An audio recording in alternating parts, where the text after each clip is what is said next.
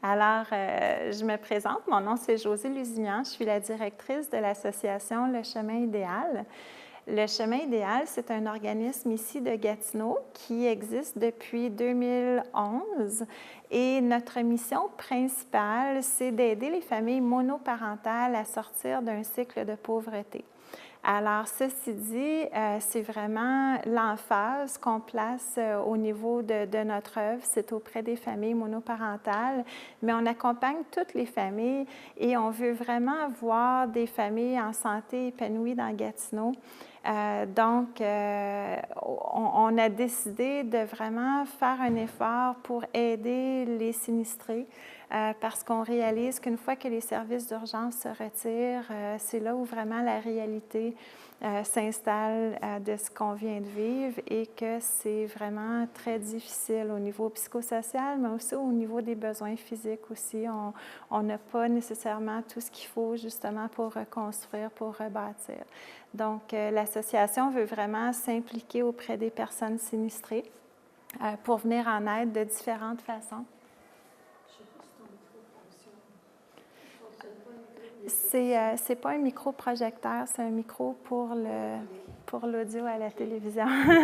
Je vais essayer de parler plus fort. Donc, l'association, c'est un organisme qui est appuyé uniquement par des entreprises. On n'est pas financé par le gouvernement, c'est vraiment des entreprises de la région qui, eux aussi, veulent s'investir dans la vie de la communauté, qui ont beaucoup à cœur l'œuvre qu'on fait. Et ce qui est un peu unique, je vous dirais, à propos de l'association, c'est que 95% des dons qui sont recueillis vont aux familles. Donc, on s'investit vraiment beaucoup dans la vie des familles, on les aide à plusieurs niveaux et on s'est structuré de façon à ce qu'on puisse vraiment redonner au maximum envers nos familles. Donc, nous, on intervient de deux façons auprès des familles en difficulté.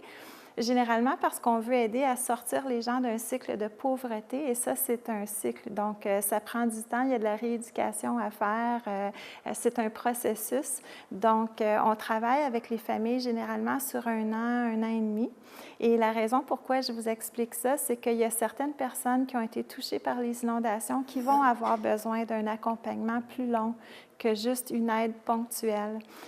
Parfois, l'association va aider quand même de façon ponctuelle. Pardon, donc si quelqu'un, je ne sais pas, perd un véhicule, puis c'est son seul moyen de transport pour garder son emploi, par exemple, on pourrait aider de cette façon-là. Mais vraiment, nous, on est là pour accompagner les gens de façon très holistique au niveau des besoins de la famille. Donc, ce n'est pas juste une ou deux choses, mais on regarde l'ensemble de la vie et comment est-ce qu'on peut accompagner une famille à reprendre une vie normale ou à ne plus vivre en mode survie, mais vraiment être capable de revenir à une vie qui est épanouie. Donc, notre association est certifiée par un modèle d'accompagnement qui s'appelle WRAP. Et WRAP, comme le dit le mot en anglais, ça veut dire une enveloppe. Donc, nous, ce qu'on fait quand on chemine à long terme avec une famille, c'est qu'on va aller chercher les parents et les amis qui veulent aussi s'investir dans la vie de la famille et on va les coacher. Ensemble, on va regarder c'est quoi le plan d'action pour la famille, qu'est-ce qu'ils souhaitent faire pour revenir sur une bonne voie, c'est quoi leurs objectifs de vie et on se donne un plan d'action pour vraiment soutenir la famille où est-ce que chacun des membres de l'équipe va se prendre des tâches et va participer activement à rebâtir ou à réaliser les objectifs de vie d'une famille. Donc, à ce moment-là, quand nous, au niveau de l'association, on prend un recul parce que la famille va bien, ça permet aux gens qui ont fait partie de l'équipe, qui connaissent déjà bien la famille, de pouvoir poursuivre le cheminement et de continuer leur accompagnement. Donc, c'est ça, je parlais tout à l'heure qu'on travaille vraiment de façon holistique. Donc, au niveau de l'aide que vous pourriez recevoir vis-à-vis le chemin idéal, c'est vraiment tout ce qui touche les déterminants sociaux de la santé. Donc, tu sais, il y a des gens qui vont avoir été affectés. On revient aux inondations de façon vraiment émotive, évidemment. On a vécu un traumatisme. Donc, il y a un besoin d'aide à ce niveau-là, au niveau psychosocial, mais il peut y avoir toutes sortes d'autres besoins, comme vous voyez ici, au niveau des transports, au niveau de la santé, peu importe l'alimentation, le logement, etc. Et l'association est en mesure d'accompagner à ces niveaux-là aussi. Puis en terminant, je veux juste mentionner qu'on travaille avec des organismes partenaires. Donc, généralement, les familles qu'on accompagne nous sont référées par d'autres organismes communautaires. Donc, en bref, c'est ce que fait l'association.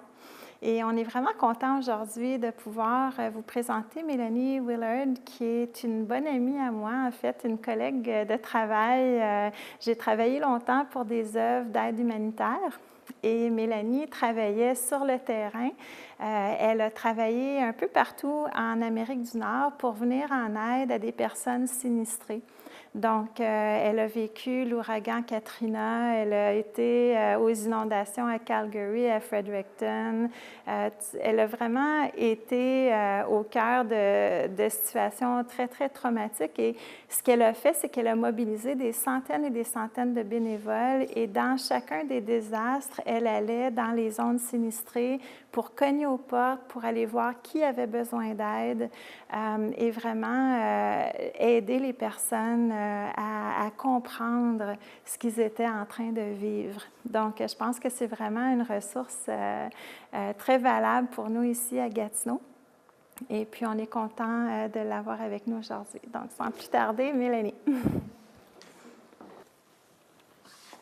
Bonjour tout le monde. Mon nom est Mélanie Willard, comme José a dit, et puis ça me fait plaisir d'être avec vous aujourd'hui. Mon cœur est vraiment, je sympathise avec vous parce que j'ai passé plusieurs années à aider aux gens d'un niveau spirituel et émotionnel. Par contre, il n'y a pas vraiment de mots à dire, tu sais, ce que vous vivez présentement. Puis, en tout cas, je sympathise avec vous, puis je vous trouve très brave et très courageux d'être parmi nous aujourd'hui. Donc, je vous souhaite bon courage, puis je souhaite que ce que je vais partager aujourd'hui, ce soit des outils que vous allez pouvoir utiliser au courant des semaines à venir, et puis au fur et à mesure des années aussi à venir, peu importe ce qui nous attend. Moi, aujourd'hui, je partage non seulement comme peut-être une experte dans mon domaine, mais je vais partager d'un niveau très humain. Je n'ai jamais vécu des inondations. Par contre, j'ai vécu pas mal de traumatismes d'un niveau personnel, puis je ne me gêne pas de les partager afin qu'on puisse faire un échange et puis espérons que mes points vont peut-être être communiqués de façon où ce que vous allez comprendre. Ce ne sera pas juste théorique, mais espérons que ça va venir vous chercher puis faire un impact sur votre vie. Fait que sans plus tarder, le traumatisme, les catastrophes de la vie, les moments difficiles, c'est toutes des choses qu'on va vivre, peu importe qui qu'on est. Il n'y a pas personne qui est à l'abri. Il n'y a pas personne qui est à l'abri des souffrances. Une autre chose que je veux juste dire aussi, c'est que moi, je suis francophone. Mon nom aîné était Mélanie Vaillancourt. Par contre, j'ai travaillé dans l'Ouest pendant 16 ans, fait que je ne parlais pas français à part avec ma famille pendant 16 ans de temps. Donc, si je m'enfarge un petit peu, j'espère que vous allez être patient puis juste rire, OK? Du moins, je fais rire puis pas pleurer, on est correct. Fait que c'est ça, fait que ce soit les inondations, des feux, l'abus, des accidents, les maladies terminales, tout le monde d'entre nous, soit qu'on a en vie présentement ou on connaît quelqu'un qui vit des moments difficiles. Donc, personnellement, moi, je crois que nos écoles et tout ça, tu sais, on apprend plusieurs choses quand on grandit, quand on est jeune. Mais malheureusement, on n'a pas de classe où ce qu'on apprend comment gérer ses émotions, comment gérer la vie, grosso modo. Puis, à cause de ça, je pense qu'on paye pour. Parce que plusieurs d'entre nous, on n'est pas équipés à savoir comment ménager nos émotions, comment s'exprimer, comment vivre avec tout ce qu'on vit. Donc, c'est ça que j'espère vous donner aujourd'hui, c'est ces outils-là. Bienvenue. Oui, madame. Bienvenue. Donc, c'est ça, les combats de la vie. Si on regarde des blessures physiques, disons qu'on se coupe, on se casse une cheville, quelque chose, la première chose qu'on fait, on appelle un docteur, on prend des Tylenol, on prend des aspirines, mais la majorité d'entre nous, on ne va pas renier le fait que, oui, je me suis blessée parce que c'est visible, c'est tangible. Par contre, ce qui arrive, c'est quand on a des blessures internes, des blessures au cœur, ce que la majorité d'entre nous ont fait, on l'ignore parce qu'on ne le voit pas. Mais il n'y a rien de plus...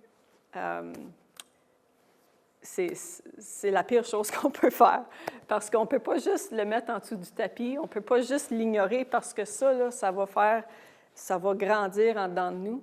Puis peut-être 10 ans plus tard, on va être obligé de revivre un deuil ou revisiter un deuil, revisiter un traumatisme parce que tout d'un coup, on est dépendant, mais c'est pas que tu es devenu dépendant parce que tu voulais ce matin-là, c'est que tu as eu plein de choses en dedans de toi que tu n'as jamais fait face.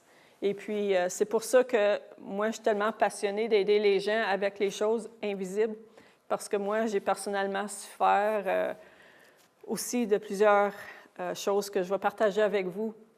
Mais une de mes plus grosses causes qui m'ont vraiment porté dans la noirceur que j'étais, c'était le fait que je ne pouvais pas m'exprimer. Je ne savais pas comment mettre les mots à mes peines et mes douleurs. Donc, ça m'a coûté très cher, quasiment ma vie. Et puis, c'est ça, j'espère qu'on puisse, une personne à la fois, là, briser le stigma puis le silence, puis qu'on devienne plus sains ensemble. Donc, aujourd'hui, on va regarder les symptômes de stress post-traumatique. Puis, ce que je veux vous encourager aujourd'hui, là, peu importe les symptômes que vous allez identifier avec vous autres-mêmes. Moi, j'ai entraîné des gens au travers du pays pendant au-dessus de 10 ans de temps. Puis, il y avait une bonne partie de tout ça pendant ce temps-là où je vivais mes propres difficultés. Puis souvent, je riais, je me disais, je suis la fille poster child, tu sais, pour les symptômes, parce que je regardais ça, puis je me disais, bien, je les ai quasiment toutes, là. Mais la chose que je veux vous encourager avec, c'est le fait que c'est normal. Si vous n'aviez pas ces symptômes-là, je serais plus inquiète que le fait que vous les avez. Le fait que vous les avez, ça veut dire que vous êtes humain, vous êtes normal, puis c'est le résultat de ce que vous venez de vivre. OK? Fait que le symptôme de stress post-traumatique, c'est les symptômes que vous allez vivre peut-être 4 semaines, jusqu'à 4 semaines après, peut-être un petit peu plus long, mais éventuellement, les symptômes vont diminuer. Ce qui arrive quand que ça devient le trouble de stress post-traumatique, ça, c'est quand, après 4 semaines ou 8 semaines ou 3 mois, là, tu te retrouves au même niveau, puis tu n'améliores pas vraiment. Là, ça devient plus un trouble de stress post-traumatique, puis c'est là que je recommande aux gens, OK, là, peut-être tu devrais aller voir un professionnel puis en parler. Parce que si ça ne diminue pas, il y a quelque chose qui ne va pas.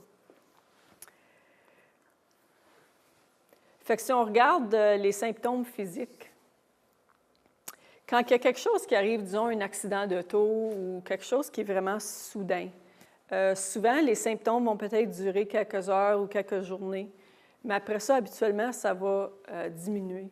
Par contre, vous, ce que vous venez de vivre, c'est pas quelque chose qui a juste... C'est pas comme une tornade, ça a juste arrivé, là, vous en entendiez un petit peu, puis je trouve que les symptômes vont peut-être durer un petit peu plus longtemps parce que c'était pas juste un choc, j'étais en accident et c'est fini. Ça fait combien de semaines, ça fait combien de mois? Puis vous êtes encore en plein dedans. OK? Fait que si vous vous trouvez encore à la même place que vous étiez 2 mois passés, c'est très normal. OK? Fait que, disons, on peut vivre plusieurs différents symptômes, puis il y en a que vous allez vivre là, mais 2 semaines passées, vous ne les viviez pas. Là, dans 2 semaines, ça va être d'autres choses. C'est correct. OK? Des frissons, des nausées, épuisement, maux de tête, douleurs thoraciques, problèmes intestinaux, faiblesse, étourdissement, accélération du rythme cardiaque. Moi, j'ai perdu mon époux en 2010, ça va faire 7 ans, le 14 août. Et puis, mon mari et moi étaient séparés, ça faisait quelques semaines quand c'est arrivé. Puis, il avait fait une overdose d'héroïne. Et puis, quand ça allait arriver, son frère m'avait appelé, puis ça faisait quelques mois qu'on ne s'était pas parlé, donc je n'avais pas répondu. Je me dis, coudonc, je ne sais pas pourquoi il appelle, je l'ai laissé le téléphone sonner. Fait que je prends le téléphone, il avait laissé un message disant « Ah, Steve est décédé, appelle-moi ». Fait que là, moi, dans ma tête, je me disais « Bien, c'est pas vrai, là, c'est une blague ». Donc, je l'ai rappelé, j'ai dit « C'est-tu pour le vrai, là, c'est une blague ». Puis, en tout cas, il était tout démonté que, premièrement, je ne le crois pas, mais dès qu'il a confié ou qu'il a admis que oui, c'est bien vrai, comme j'ai juste mon corps a juste comme lâché prise. Là, j'ai tombé par terre sur mes genoux. Je me souviens, j'avais le goût de vomir, j'étais toute étourdie, la salle elle tournait. Et puis, ça n'a pas duré longtemps, ça, mais ça, c'était le choc initial. Puis ça, c'est souvent ce qu'on va vivre, surtout quand c'est le choc initial. Puis après ça, c'était d'autres choses, plus cognitif. L'impact soudain, souvent, ça va être plus physique, mais éventuellement, ça devient plus psychologique et tout ça. Fait qu'on va regarder ça. Mais une chose, je vais vous consoler, c'est qu'on va souvent penser que je perds la boule. Là. Je m'en vais faire mes grosseries, puis je pars à pleurer, puis là, 2 minutes plus tard, je ris parce que je ne sais pas pourquoi je pleure. Puis on sent comme on perd contrôle de nos émotions, puis contrôle de notre soi-même. Et puis c'est très normal. Fait que s'il y a une chose que vous retenez aujourd'hui, c'est que sachez que tout ce que vous vivez, c'est complètement normal et c'est santé. OK? Il faut passer à travers.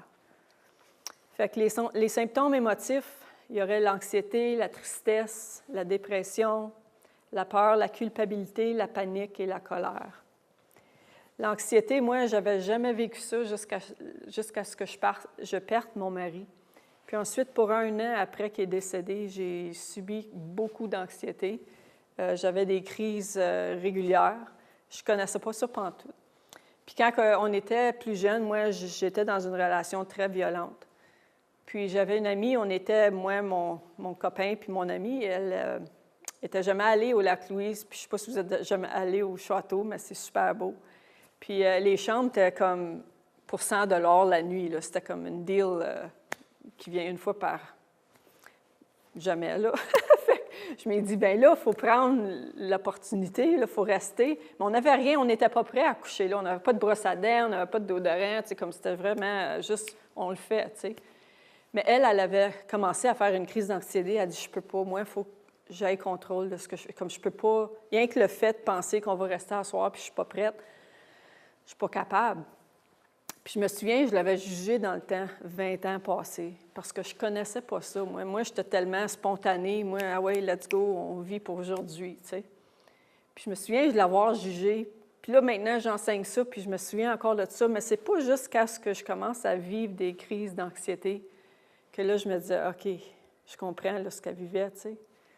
Mais on est toujours porté à juger ce qu'on n'a pas vécu puis ce qu'on ne comprend pas. Puis il n'y a pas de pire chose, vraiment. Tout le monde a son propre vécu, ses propres bagages qu'ils apportent avec eux. Puis on ne peut pas les juger pour la façon dont ils réagissent. Donc, les symptômes cognitifs, il y aurait l'insomnie, les flashbacks, les cauchemars, désorientation, les pensées intrusives, troubles de mémoire, prendre des mauvaises décisions, difficulté à résoudre des problèmes et manque d'attention et de concentration. Moi, quand les gens vivent des moments difficiles, puis souvent, il y en a qui vont dire, bien, il faudrait que je prenne du temps à moi-même, là, je ne suis plus capable de fonctionner au travail, puis c'est très normal. OK? Ça, je trouve, c'est surtout un peu plus à long terme, une couple de semaines après que la situation, surtout pour vous, là, aller au travail tous les jours, ça ne doit pas être évident. Puis je sympathise pour ceux d'entre vous qui ne peuvent pas vous permettre de prendre le temps off ou peut-être votre emploi ne peut pas payer les bénéfices ou quoi que ce soit. C'est vraiment pas évident parce que notre capacité mentale est juste plus là. Fait que pour toi, de faire des petites décisions, là, attacher tes souliers, là, c'est peut-être une grosse chose là, quand tu te lèves le matin. Ça sonne banal, mais c'est vrai. Même conduire dans la ville, tu vas peut-être commencer à te perdre. Tu as vécu là toute ta vie. Donc, ta capacité, là, ta performance était ici. Maintenant, elle est là. Il faut que tu t'acceptes où ce que tu es. Puis tu ne te mettes pas de pression et d'attente de performer, puis d'accepter les attentes des autres, de toujours l'avoir tout ensemble, parce que ce n'est pas le cas, là. OK? Les symptômes comportementaux, on regarde l'isolation, l'agitation, nervosité, l'irritabilité. J'entends du monde ricaner dans la salle, j'ai l'impression que peut-être qu'on se retrouve, mais c'est ça qui arrive, là. Moi, quand j'enseignais, là, je partais à rire comme ça quand j'enseignais parce que je me retrouvais tellement, puis je ne me gêne pas de partager ça, là, tu sais. Les crises émotives, sursauter facilement, demander pourquoi. Ça, c'est bien important parce qu'il y a tellement de monde qui se demande pourquoi. Pourquoi que ça nous est arrivé, puis là, le quartier à côté de nous, il n'y a rien.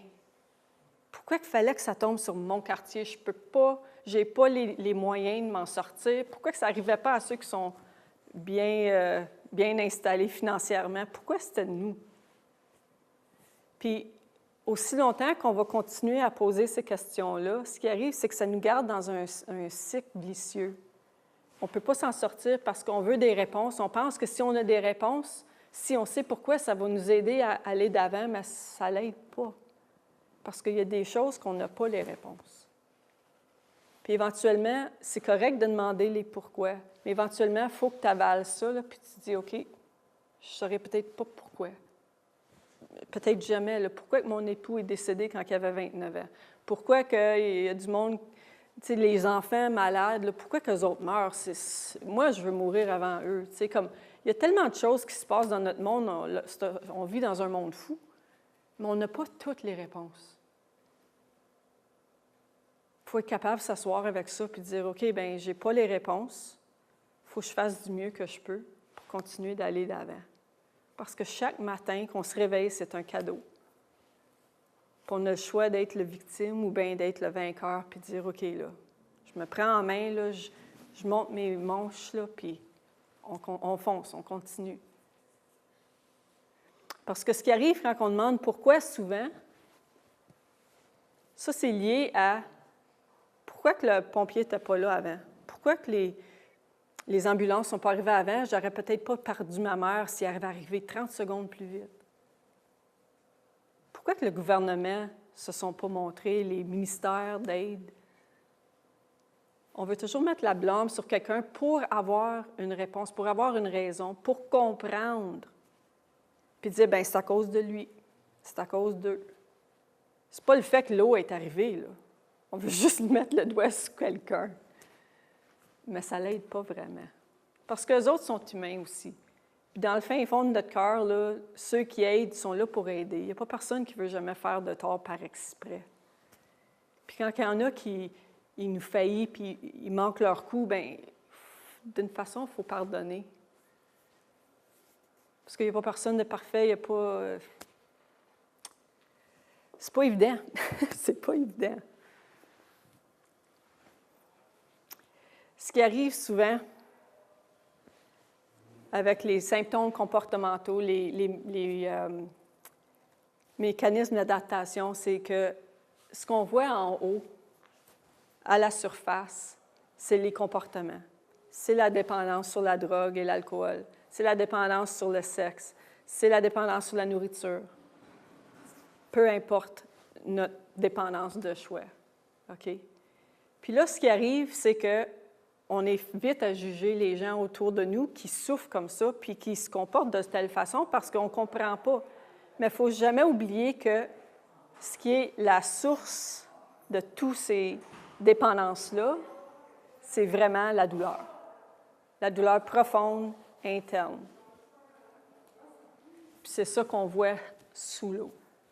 OK? Fait qu'il ne faut jamais oublier ça. Il n'y a pas personne qui se réveille un matin et qui dit « OK, moi, là, j'ai besoin de l'héroïne. » là. C'est une accumulation de pertes, de deuil, c'est une accumulation de traumatismes, qui nous amène au point où là, je suis prête à faire n'importe quoi pour apaiser mon mal.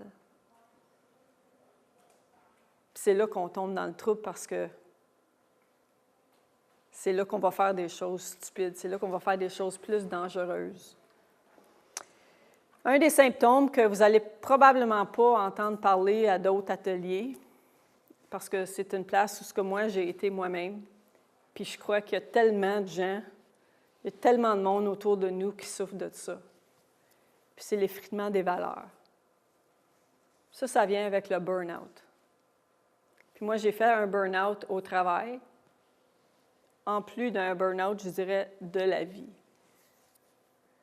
J'étais mariée avec mon mari, on était mariés 7 ans de temps, mais par contre, il était super anxieux, il avait des problèmes de dépression. Et puis, après avoir soin de lui pendant 7 ans de temps, puis c'était plutôt comme un gars et non mon mari, mon homme, tu sais. Puis c'était juste vraiment, c'était très demandant de moi. Et puis, quand j'étais dans l'autre relation très abusive, quand j'étais comme 20 ans passés, je me sentais comme j'y avais tout donné à lui. De tout mon corps, mon esprit, mon amour. Fait que quand j'étais mariée avec le mari que j'aimais encore mieux, puis plus, je me sentais comme j'avais plus le même niveau d'empathie, puis plus le même niveau d'amour à donner. Donc, j'ai fait comme un burn-out dans notre relation, mais également dans mon travail. On était allés aux Olympiques et on était là pendant 3 semaines. On était là en cas de catastrophe, de bombe, ou on ne sait pas. Là. Juste en cas qu'il y ait quelque chose qui arrive, on avait des intervenants prêts à supporter les gens. Donc, j'avais travaillé comme 90 heures de surplus en dedans d'un mois, puis je m'étais juste mis à terre. Rendu à ce point-là, j'étais tellement juste fatiguée et je me sentais tellement juste démoralisée. J'étais venue à un point où là, je m'ai encore oublié le mot français, le terme français, « I couldn't afford to care ». Je ne pouvais plus me permettre de me soucier de rien. Parce que s'il fallait je me soucie de quelque chose, s'il fallait je me redonne encore à plein cœur, puis que j'aie un autre désappointement ou que j'aie une autre chose qui venait juste prendre plus de moi, je n'avais plus l'énergie. Donc, c'est là qu'on va faire des foleries. Puis c'est ça qui est l'effritement des valeurs, c'est que tu vas faire n'importe quoi pour apaiser la douleur, qui va être, pour moi, c'était la consommation. J'ai tombé dans l'alcool, ensuite la drogue, et c'est là que j'ai perdu mon mari. Il n'avait pas consommé, lui, ça faisait 9 ans. Il a reconsommé pendant une couple de mois, et après 1 mois de consommation d'héroïne, il est décédé. Puis là, ensuite, pour toute l'année après, bien pas toute l'année, mais disons 6 mois après, là, j'étais sur la cocaïne, puis c'était ma façon de juste me geler littéralement, mais me geler les émotions. OK. Fait que c'est super important que quand l'espoir est déféré, là, notre cœur, il va juste venir malade. On vient amer en dedans. On s'attend que la vie, il y a toujours juste du mal qui va nous arriver, puis on laisse tout aller. Je ne peux plus me permettre de me soucier parce que je ne peux plus me permettre d'avoir mal encore ou de souffrir encore. Fait que là, il n'y a plus rien qui me dérange. Ah, je vais perdre ma job parce que je suis sur la cocaïne? OK. Je vais aller travailler au Tim Hortons, je vais faire quelque chose d'autre, mais là je ne peux plus. Right?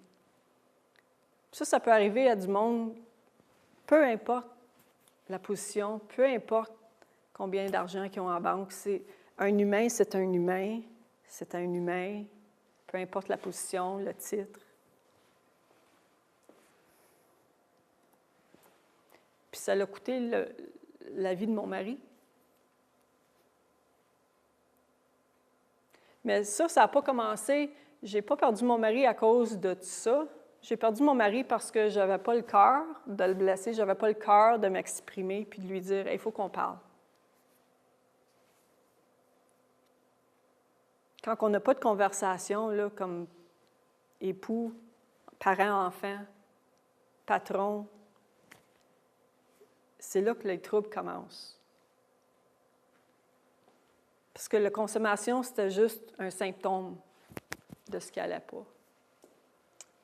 Donc, le burn-out, les symptômes, c'est très semblable aux symptômes de stress post-traumatique. On peut avoir l'apathie, l'insomnie, l'isolation, l'irritabilité, fatigue chronique, dépression, perte de sens à la vie, l'incapacité de se concentrer et la diminution de la performance.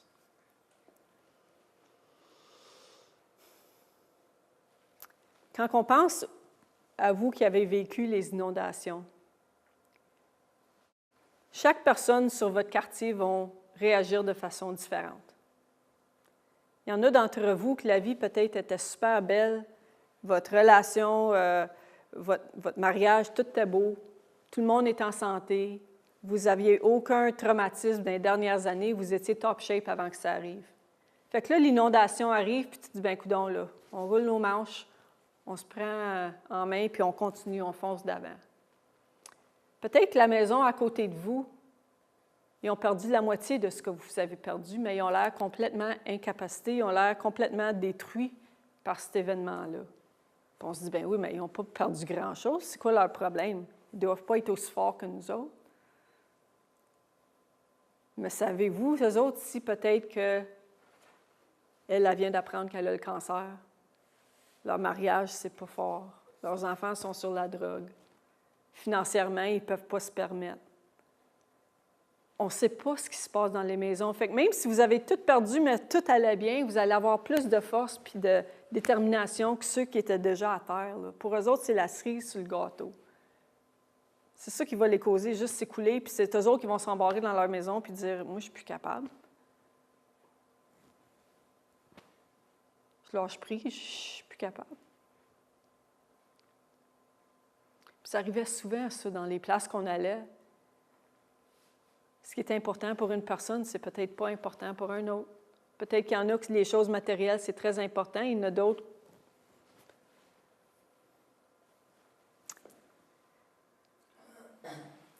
Donc, si on regarde le deuil, qui est d'une façon ce que vous vivez présentement, c'est une souffrance émotive très intense. Quand on regarde le deuil, on a peut-être une perte de rôle, pour être la perte de travail, perte de position au travail. Peut-être qu'on est à la retraite, puis notre identité était enveloppée dans ce qu'on faisait, tu sais. Perte matérielle. J'ai toujours Georges Saint-Pierre, vous connaissez, le MMA, là, c'est un boxeur, genre wrestler, puis tout ça, lutteur, puis c'est un champion mondial, il vient du Canada, il vient de Saint-Isidore au Québec.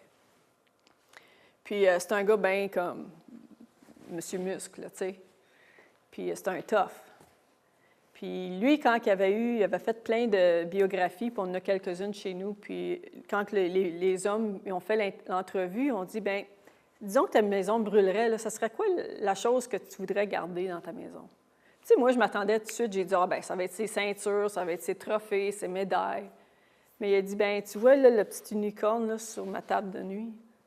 Puis tu vois la petite peinture drette là, ma tante, elle l'a faite quand j'étais tout jeune, tu sais. Tu ne t'attendrais pas à ça d'un rough and tough. Mais on ne sait pas la valeur des choses pour les gens. C'est pour ça que si quelqu'un est complètement bouleversé, qu'ils ont perdu une chose matérielle, mais on ne comprend pas l'histoire qui est en arrière de ça. Puis souvent, on peut juste te demander, tu dis « Hey, ça a l'air vraiment à t'achaler, ça. Y avait-tu une histoire en arrière de ça? » On ne sait jamais ce qui peut venir comme réponse. Fait que je lui ai dit, je partagerais là, de mon vécu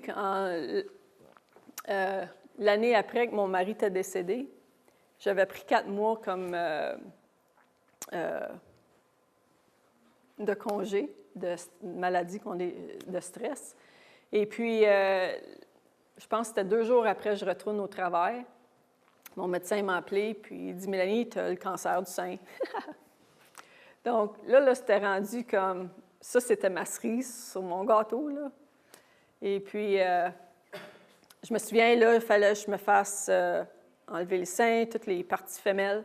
Mais ce qui était intéressant, c'est que toute ma vie, j'étais tomboy. Je ne portais pas de maquillage, je ne m'habillais pas comme une femme, je voulais toujours cacher toutes mes parties femelles. J'étais vraiment comme pas bien dans ma peau. Puis c'est pas avant ma mi-trentaine que je m'ai mis à vraiment m'accepter, puis comme célébrer être une femme, puis vraiment jouir de ça. Fait que quand il m'a dit ça, là, c'était comme une vraie slap d'en face, là, tu sais. Puis c'était vraiment une perte de mon identité, puisque je m'ai dit, je m'ai battue toute ma vie pour m'accepter, puis là, tu vas me l'enlever, là. Right? Fait que, tu sais, pour certaines personnes, ils se disent, bon, bien, si tu l'enlèves, puis tout va être beau après, bien, c'est correct. Mais c'est pas que ça a duré longtemps, ce deuil-là, mais je l'ai fait pareil, tu sais. Puis c'est correct. Perte de relation affective, ça, c'est plus ou moins simple, que ce soit une relation mariage ou vos enfants s'en vont à l'université. La séparation, c'est un vrai deuil. C'est pareil comme le divorce, la séparation. Tout d'un coup, tu es perdu. Tu te sens comme il manque quelqu'un, tu es tout seul. Tu es complètement perdu. Puis c'est normal. Même si c'est toi qui le voulais, la séparation. Perte fonctionnelle ou physique, disons qu'il y a un accident d'automobile, tu perds ton bras, tu n'es plus capable d'écrire, peut-être tu es en chaise roulante. Okay. Fait que la vie, vraiment, c'est 10 % ce qui nous arrive et 90 % comment on y réagit. Puis je ne pense pas qu'il y a une grande citation plus vraie que ça. Hein? On a le choix de se faire inonder par ce qui nous arrive ou on peut prendre charge. Surmonter ça. Donc, un traumatisme peut mettre à risque plusieurs choses. Notre confiance dans la vie. Quoi d'autre là, qui s'en vient? Pendant des années, moi, je vivais comme ça. Là, j'avais tellement peur. Mon mari allait au travail, puis je me disais, j'avais des crises d'anxiété parce que je me disais, d'un coup qu'il rentre d'un accident d'auto, son avion va tomber, je ne sais pas, là, mais j'avais tellement juste toujours des anxiétés de qu'est-ce qui va m'arriver prochain. Là, tu sais, puis idéalisme. Tu sais, avant, la vie était parfaite, tout le monde était bon jusqu'à temps que tu te fasses niaiser là, avec les inondations, puis les promesses qui étaient données ne sont peut-être pas venues. Donc là, le monde ne sont plus aussi roses. La vie n'est plus aussi rose. Notre sentiment de sécurité. Même toutes les choses qui se passent avec les terroristes, puis tout dans le monde, même quand ça arrive à Paris, tout d'un coup, on est tous un petit peu plus vigilants. Là, on a tous les yeux un petit peu plus ouverts. Je ne pense pas que je suis la seule. Mais c'est des choses qu'on vit parce qu'on partage, on est la même sorte de monde, puis on se dit, si ça arrive là, ça peut arriver ici. Notre sentiment de sécurité, d'honnêteté, de joie, de paix, notre foi, notre perspective sur le Seigneur. Souvent, il y a du monde qui vont peut-être penser, bien, je ne crois pas dans le Seigneur, mais dès que quelque chose de mal arrive, là, c'est sa faute. C'est comique comment que ça arrive. Là, tout d'un coup, il commence à y parler. Puis, qu'est-ce que tu fais, là? Bien, je ne pensais pas que tu me croyais avant. Tu ne me faisais pas confiance avant. Pourquoi c'est de ma faute, là? Valorisation de soi. L'avenir, les sentiments d'être en contrôle, c'est une grosse chose. Parce que là, tout d'un coup, tu n'es plus capable de vivre chez vous. Il faut que tu sois dans un hôtel. Ton mode de vie, là, il n'existe plus. Fait que tu n'as plus de contrôle, tu te sens comme, c'est quoi mon point d'être ici? Là? Je ne suis plus au travail, je n'ai plus ma maison, mon chez-moi, je ne sais même pas si je vais le revoir. Fait que c'est une place hyper comme inconfortable. Notre risque de perdre notre espoir. Donc, dans la vie, c'est important d'avoir des comportements, des habitudes, des passe-temps qui sont sains. Il n'y a pas personne qui va s'astiner avec ça. Que ce soit la pêche, les sports, rire, la méditation, la prière, lire, prendre un petit verre de vin dans le bain avec les chandelles, que ce soit ce que ça voudra pour vous. C'est important, très important de garder ça. Ça garde un sentiment de normalité à tout ce qui est anormal présentement. Ça vous ramène à « OK, là, ça va être correct ». Moi, j'adore prendre les bains. Donc, quand ça ne va pas, puis ben, c'est comme une place qui me ramène à « OK, tout va être correct, là. J'ai encore mes bains de bubble, là, tu sais ». Que ce soit ce que ça voudra pour vous. C'est important d'avoir une place où ce que vous vous retrouvez. Mais il y a plusieurs célébrités. Je veux toujours dire célibataire, je ne sais pas pourquoi. Plusieurs célébrités, puis dernièrement, il y en avait un au mois de mai, puis la semaine passée, il y en a eu un autre. Il a 41 ans, ce jeune homme, c'est un chanteur dans une bande d'alternative et rock. Il vient de se suicider.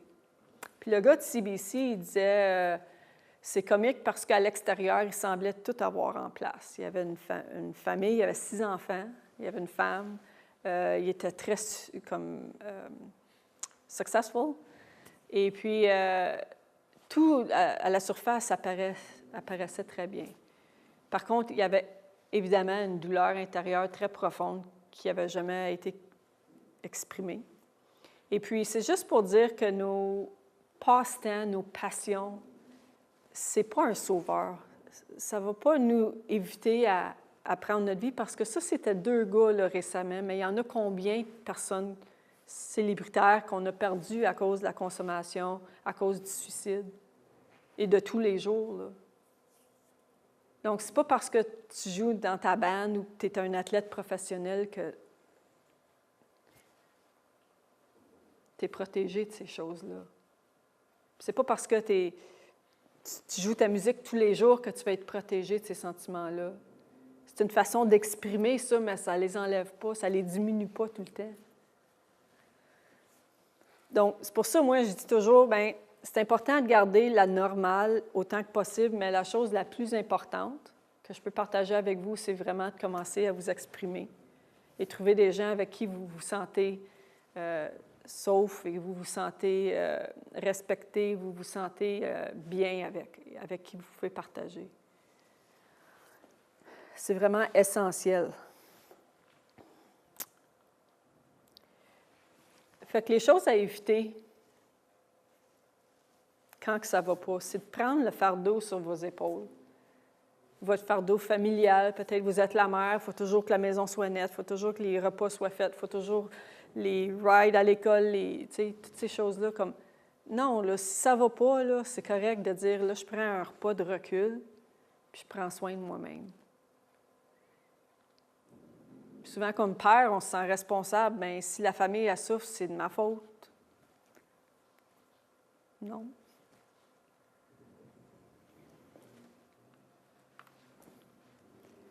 C'est super important d'éviter l'isolation. Parce que moi, c'est une de mes grosses raisons pour laquelle j'avais souffert tant quand j'étais plus jeune. J'étais super dépressive, suicidaire. J'étais anorexique au point de la mort. Puis, peut-être une des plus grosses raisons, c'était le fait que je n'étais pas capable de m'exprimer.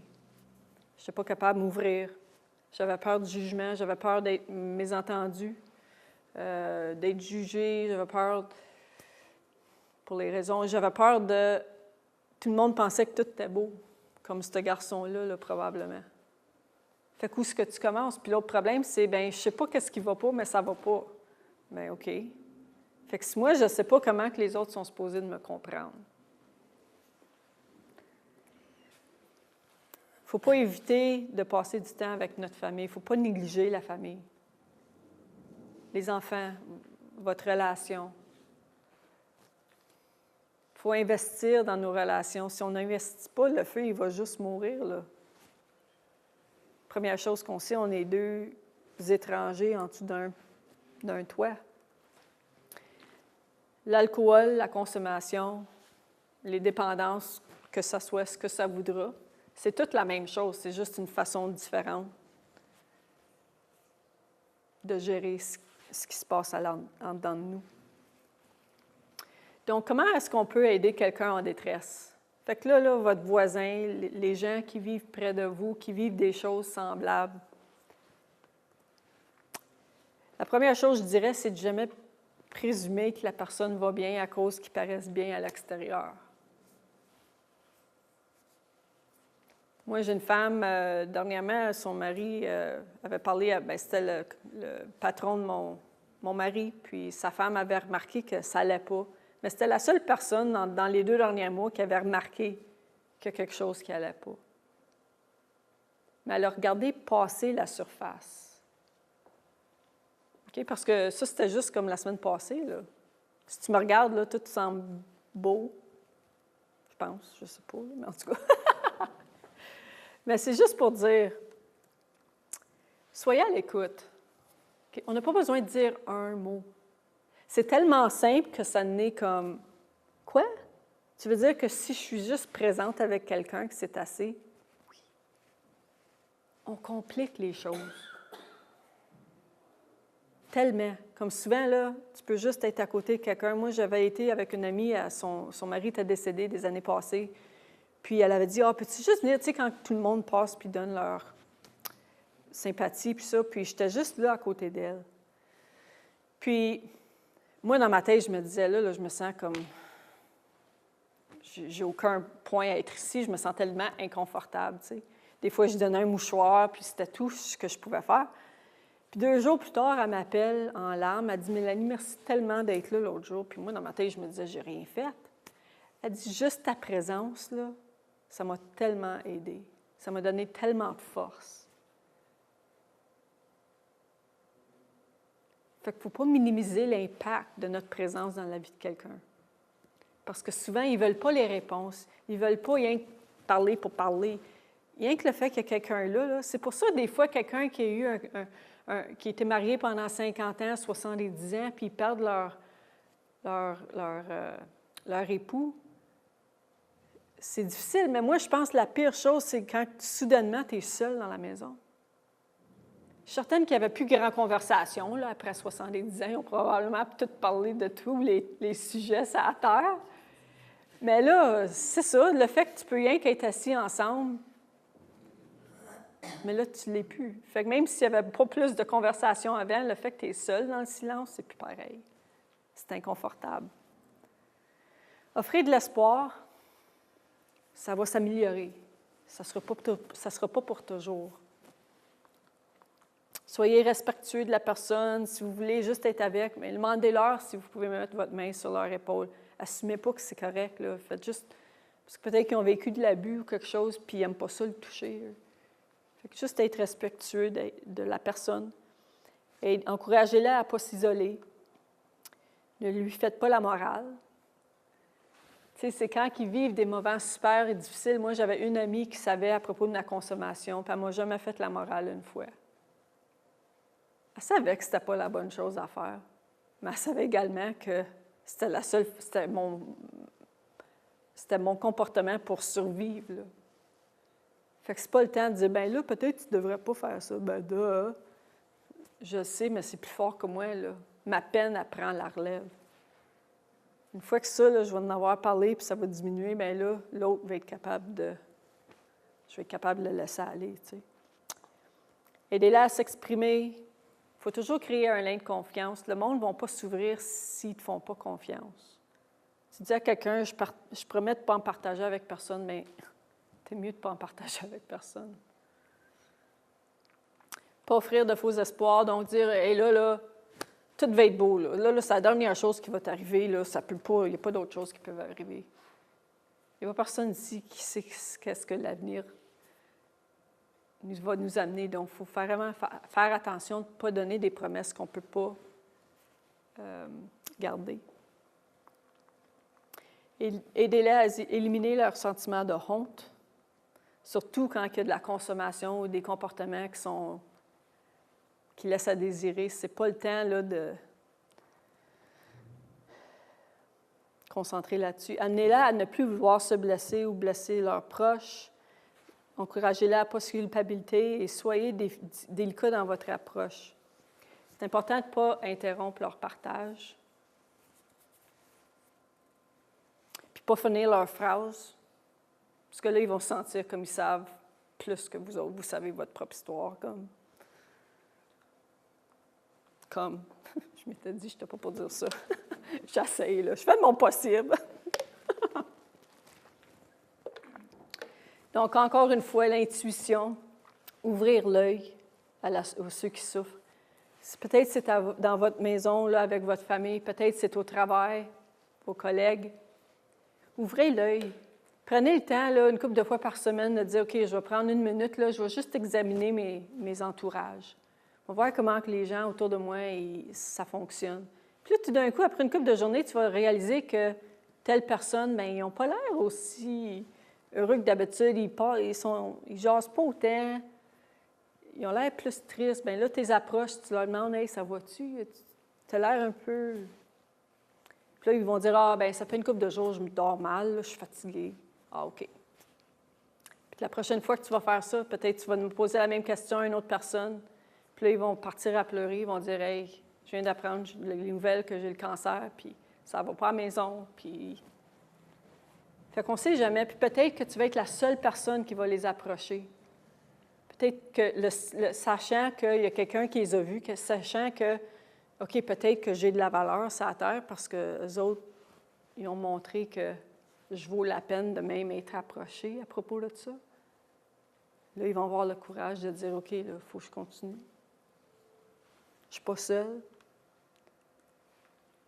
Parce qu'on a combien de monde sur la Terre? Des billions, 6 billions? Milliards? Oui. Puis combien d'entre nous se sentent seuls? C'est fou, hein? Donc, ce qu'on doit dire et pas dire. Ce qui est très important, là, puis ça, je l'ai mentionné au commencement, c'est juste de dire les sentiments que vous vivez, là, c'est normal. OK? La situation est anormale, mais vos sentiments sont normaux. C'est facile à comprendre que tu vis ces émotions. Tu n'es pas rendu fou, tu t'en viens pas folle. C'est pas de ta faute, tu as fait de ton mieux. Surtout les pères puis les mères, là. Souvent, ils vont prendre le blâme. La vie ne sera peut-être pas la même, mais ça va s'améliorer avec le temps. Perds pas courage. Donne-toi la permission d'être triste, d'être en colère, de vivre tes peines en... Sois doux et patient avec toi-même.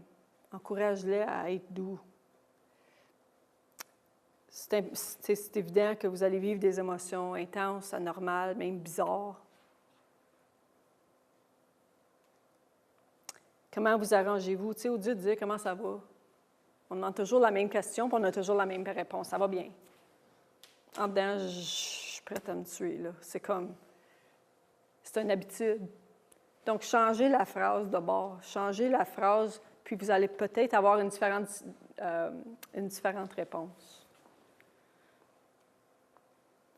Puis une chose que je dis toujours aux gens, tu sais, il y a combien de fois qu'on va dire quelque chose, puis tu sais, on se sent comme on se met le pied dans la bouche, tu sais, puis c'est comme, si je pouvais juste reprendre mes mots. Fait qu'au lieu de faire de la peine à quelqu'un sans le vouloir, là, faites juste attendre un petit 3 secondes des fois avant de dire un commentaire. Puis si ça sent comme, OK, ça devrait être correct, là, ça va être sucré, ça va être juteux, ça va être bon, ça va les remplir d'espoir, ça va les encourager, ça va les bâtir.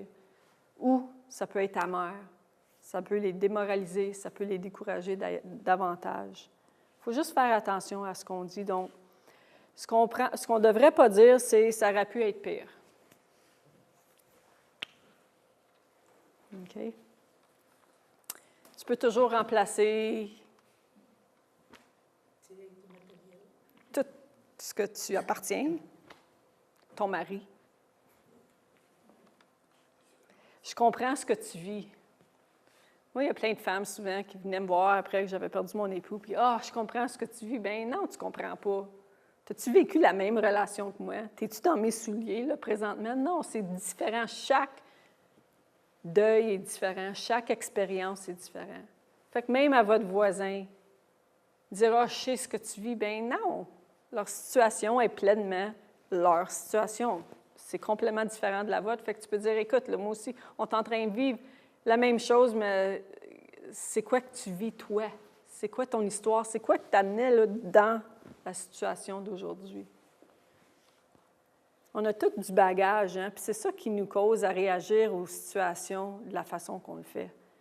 Tourne la page et continue. Ça fait 3 mois, là, reviens-en. Ça fait 1 an, reviens-en. Moi, quand mon mari était décédé, j'avais tout donné son linge, tout ce qui appartenait, comme dans la même semaine. Puis je connais une femme que j'avais déjà aidée dans une situation de désastre, en tout cas, puis elle, ça faisait 5 ans que son mari était décédé, puis elle n'avait rien jeté encore. Mais c'est juste pour dire, on est tous différents, tu sais. Dans le temps, je ne l'avais pas perdu, fait que je me disais, bien, coudonc là, Mais encore une fois, j'avais passé un jugement. C'était pas ma place. Tu as quand même d'autres enfants. Ça, c'était Mothers Against Drunk Driving. C'est de là que ça vient, ça. Tu dois relever le défi.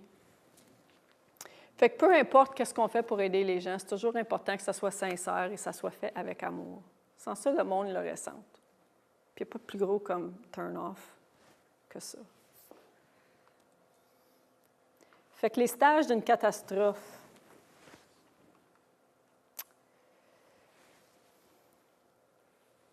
Les phases, là, il y en a qui mettent des durées de temps aux phases, mais moi, j'en mets pas, seulement par le fait que je n'ai vu je ne sais pas combien, inondations et désastres naturels.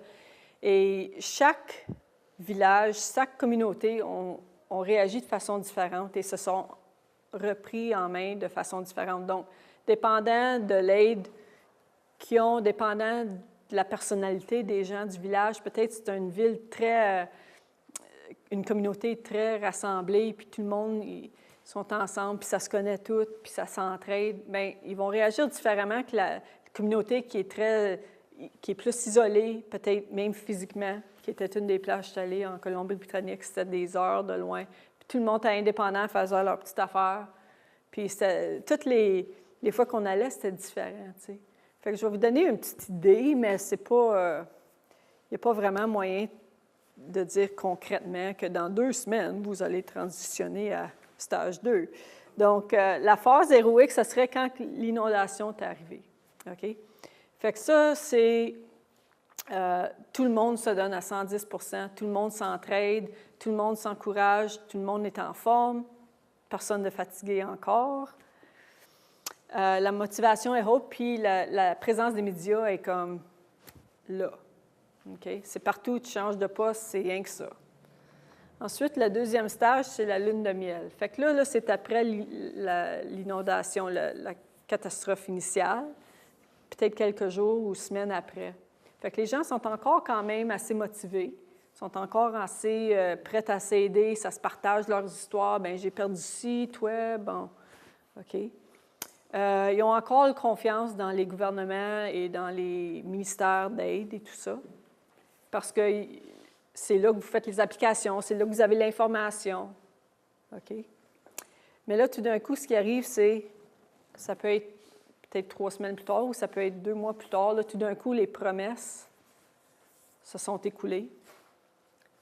Le gouvernement est plus rose, les ministères sont plus roses, l'aide que vous attendiez ne seront peut-être pas venus. Donc là, tout d'un coup, vous êtes en colère, vous êtes, je ne sais pas, rancœur ou c'est ça? Vous avez la rancune, l'amertume, vous êtes épuisé, découragé. Et puis, l'esprit d'équipe prend le bord. Là, tout le monde pour soi. OK? Fait que toi, ton voisin, j'ai besoin d'une pinte de lait. Dépanneur est là-bas. OK? Là, tout le monde est vraiment pour soi-même. Tu ne peux plus, encore une fois, tu sais, j'avais parlé tantôt, là, on ne peut plus se soucier. Tu n'as plus rien à donner, là, mais c'est comme le stage d'épuisement. Là. Tu peux plus, tu n'as même pas assez pour toi-même comment tu es supposé d'aider ton voisin. OK? Ensuite, éventuellement, ce qui arrive, on arrive au stage le plus important, qui est le stage de la reconstruction.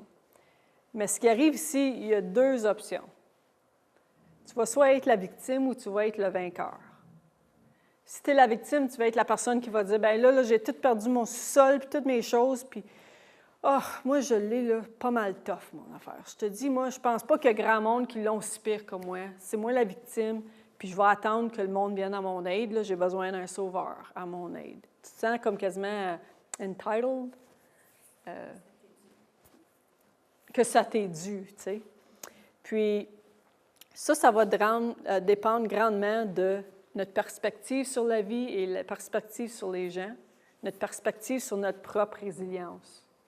Mais ce qui arrive, si tu regardes la vie de l'autre angle, de l'autre côté, là, tu vas te prendre en main, tu vas dire, écoute, peut-être qu'il n'y aura pas personne d'autre qui va m'aider, peut-être que le gouvernement, ça va tout tomber à l'eau. Bien, je me retrouve tout seul. Si je ne me prends pas en main, je vais être ici dans 1 an. Fait que je n'ai pas le choix. Ça, c'est la personne qui va se déterminer de dire « je m'en sors », peu importe ce qui m'amène ou ce qui ne m'amène pas. Puis je ne vais pas être rancunière. Ouais.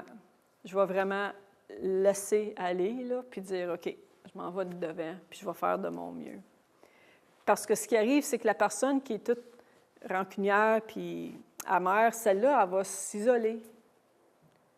Puis quand tu es isolé, il n'y a pas de voix de vérité qui viennent. Il n'y a pas personne qui va dire « Hey, réveille, là. » Tu es tout seul. Mais quand tu restes entouré de gens, puis là, tu as une attitude un petit peu moins bonne, puis là, il y a quelqu'un qui dit « Hey, déniaise, là. Tu vas être correct.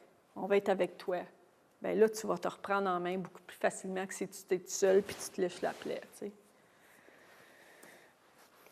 Fait que les choses importantes à ne pas oublier, ce serait la première chose, c'est que peu importe si tu es un pompier, police, garde-malade, ton rôle au travail ou même tu es une mère, tu es un père, peu importe, on est humain. On est humain. Fait qu'il n'y a pas personne qui est plus fort que d'autres, il n'y a pas personne qui a plus de qualités spéciales qui vont faire qu'ils sont peut-être plus résilients que d'autres. Ça vient tout d'ici, ça vient tout de notre perspective, notre attitude, puis notre désir de rebondir. L'autre chose, ça serait le prendre soin de soi-même. OK, c'est super important de ne pas négliger les choses qui nous amènent, qui nous font du bien. Pas négliger de prendre du temps de côté puis de dire « OK, là, je vais mettre une pancarte sur ma porte de chambre. Pas d'interruption pour la prochaine heure. S'il vous plaît, merci. » Mettre un happy face, quelque chose de comique, là. Mais c'est juste pour dire que vous réservez du temps à vous-même.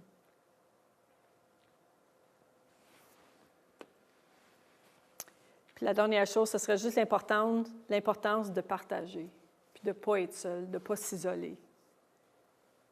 OK?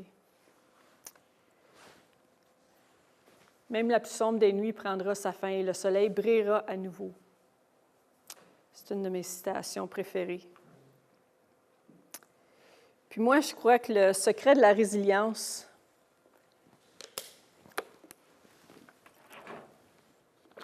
c'est quelque chose qui est invisible.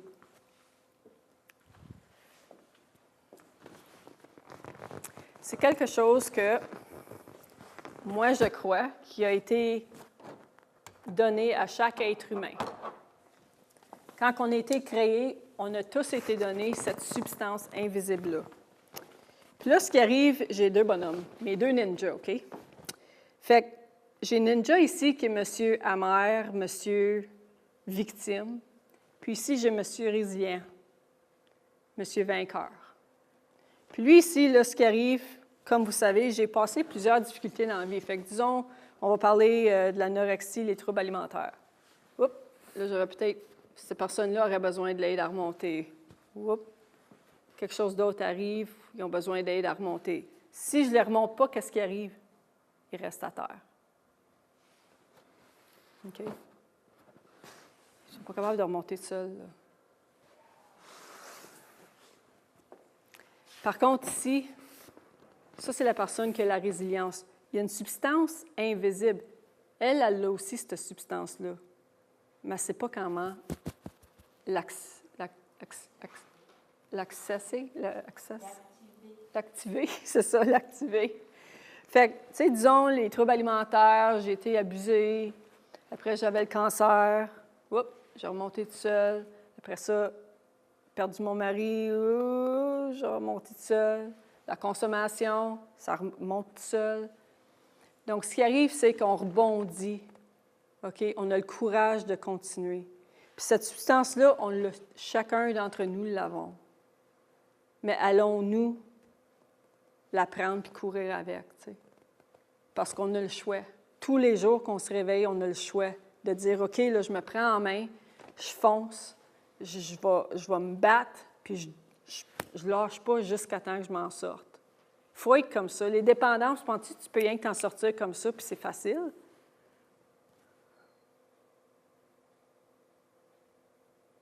Donc, ça ne me dérange pas, moi, c'est quoi la situation qui vous lâche par terre. Puis des fois, il va y en avoir des situations, que, des forces qui essaient de vous garder là, mais tu remontes. OK? Fait que découragez-vous pas, parce que vous l'avez tous. Même quand ça semble impossible. Même quand vous dites « j'en ai plus », bien, si tu as la force de juste t'ouvrir et dire « j'ai besoin d'aide », là, tu as fait le prochain pas.